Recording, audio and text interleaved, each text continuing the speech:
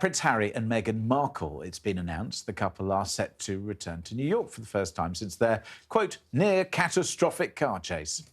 In May, they were in the city to attend the Amos Foundation Women of Vision Awards with Meghan's mother, Doria Ragland. Afterwards, they claimed their car was chased by paparazzi, and for 2 hours they were forced to change vehicles and try and evade them. The Sussexes will return to the Big Apple on the 10th of October and will host the Archewell Foundation Parents Summit, focusing on mental health. It'll be the Foundation's first in-person event aimed at helping families navigate online dangers. Let's hope this visit is perhaps a little less dramatic.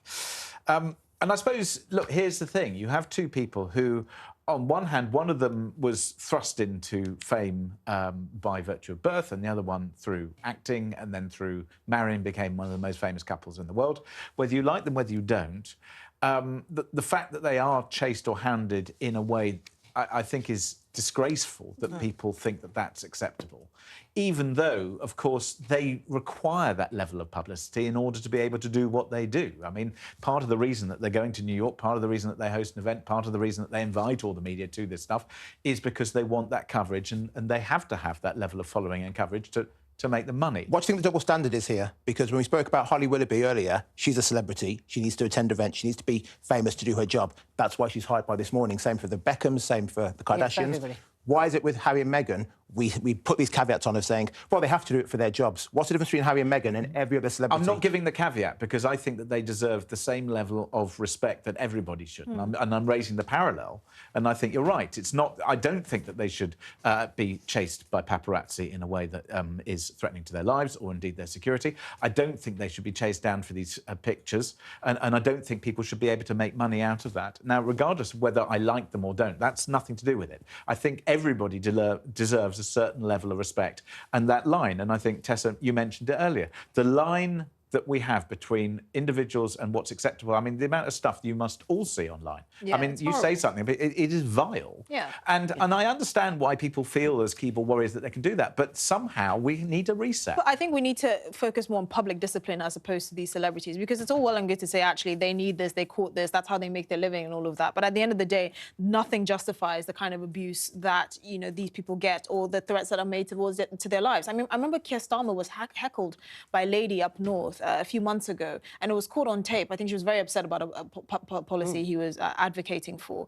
And I just thought this woman was in his face, like in his face, abusing him, pointing at him. And I thought, why should he have to deal with that just because he's a politician, right? This just because he's in a role that allows him to be, well, public-facing, basically, and to be well-known. I think anyone who has any sort of notoriety should not expect to, or should not have to deal with this kind of harassment from the public. And I think it's actually down to members of the public to say, to call out this sort of behaviour, to call out the fact that mental health is a huge issue, to call out the fact that you cannot get away with doing this. But if we go back to the conversation and what happened over the supposed car chase in the summer, that was about a momentum, a desire to get pictures of, to buy into the brand of Harry and Meghan. And I think going back to your question of why do people judge them through a different lens when it comes to other celebrities, well, they've called out press intrusion, and I think that's one of the reasons. So they've said, this isn't good enough, we want to call a halt to it, at the same time as being very public with criticism of their ex-families, effectively. And I think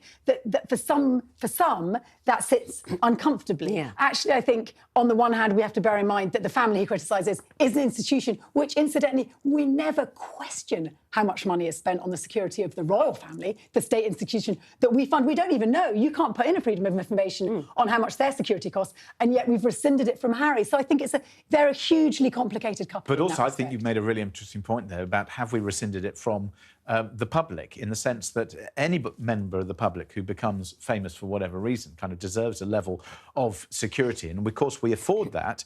We've learned the hard way that we haven't given enough security, perhaps, to our MPs. Yes, and perhaps we're learning the hard way that security and normality is not something that we can afford until society the problem is as well, changes. though, but isn't the problem as well, is that we are now a society where where so many people crave fame, and they can go about it by actually kind of, you know, having this vast following of people putting dumb stuff on TikTok. I mean, you can become famous for the most ridiculous reasons. Become famous for being famous, and then, of course, the problem is that almost you know, I would suggest that the vast majority of people who do become famous, from anything from TikTok to being a kind of MP who suddenly says something that everybody piles into, or comment on any sort of social thing that's going on onto.